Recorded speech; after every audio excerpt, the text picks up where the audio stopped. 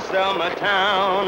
Right, right. They are foot soldiers with footprints in American history, indelible and deep. That's why we're moving in a creep. Right, right. We made some... You know most of their names and faces, the men who marched in the civil rights movement alongside Dr. Martin Luther King Jr., Jesse Jackson, Ralph Abernathy, Hosea Williams.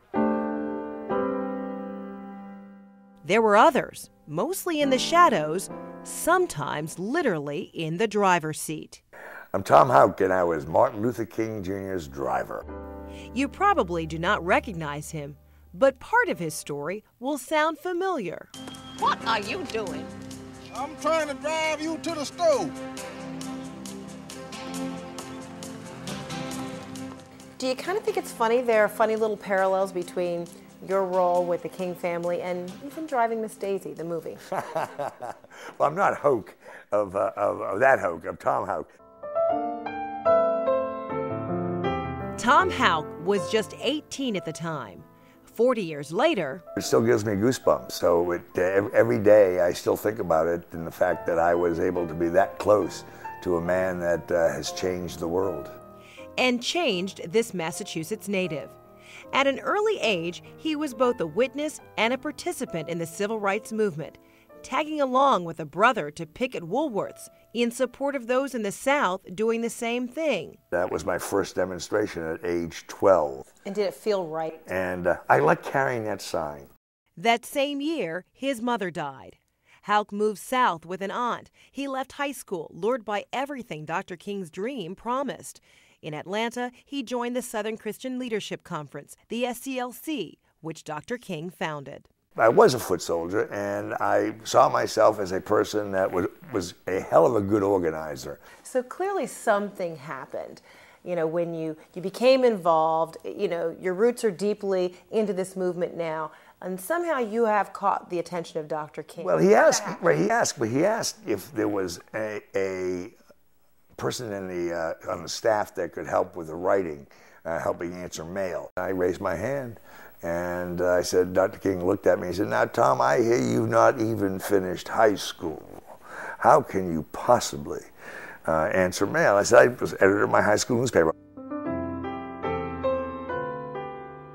Then, one day... And he asked me if I would like to have lunch with the family. This is a Sunday lunch after church.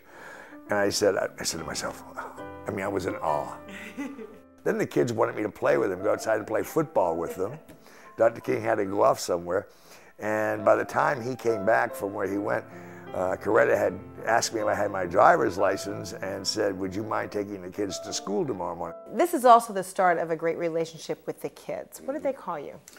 Well, Martin and Dexter called me Uncle Tom.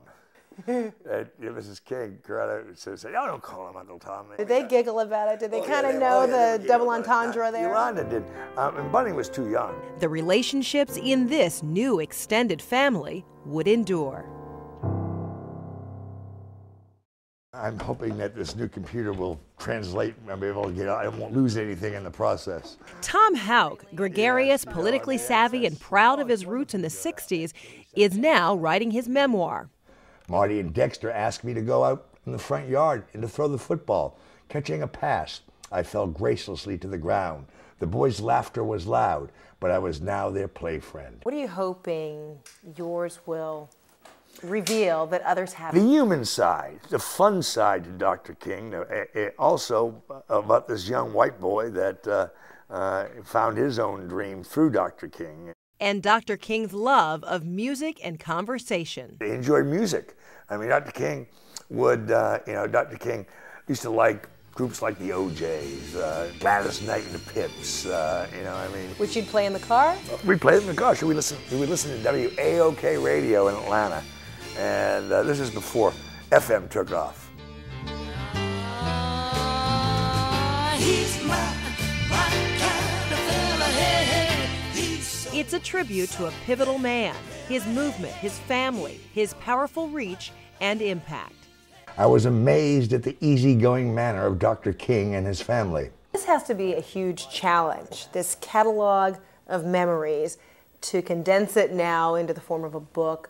Why now, after all this time, you've decided to put it in book form? Well, for so many years, people would come to me and ask me. All of the people within the movement thought it was a great idea. Everybody said to me, you know, this is really phenomenal. So we came up with the title, Driving Dr. King, Chasing the Dream. It's clear Dr. King is in the fabric of Houck's daily life, 4 decades after being the personal driver of Dr. King and his family.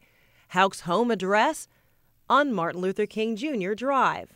I can't tell you, when I decided to write this book, how happy I was to find the loft over here. As we look at this traffic that goes by, we're listening to it. I can't help but wonder what it was like for you when you were behind the wheel of the car driving Dr. King. What kind of looks did you get from folks? I did get strange look. Here I'd be driving 4 black kids, 2 black kids, or their friends, and of course you would get looks in Atlanta in those days. I think I was strong enough to handle it. People called you the N-word, but oh, yeah. A hybrid of it. Right. White nigger. While writing about the past, Houck says he is excited about witnessing a new milestone in American culture and politics. It's going to be historic one way or the other for the Democrats this year, a woman or a black man. Do you think for a moment, gosh, I wish Dr. King got a chance to see this? Yeah, I do. And Mrs. King. I think both of them would be very proud. Frederica Whitfield, CNN, Atlanta.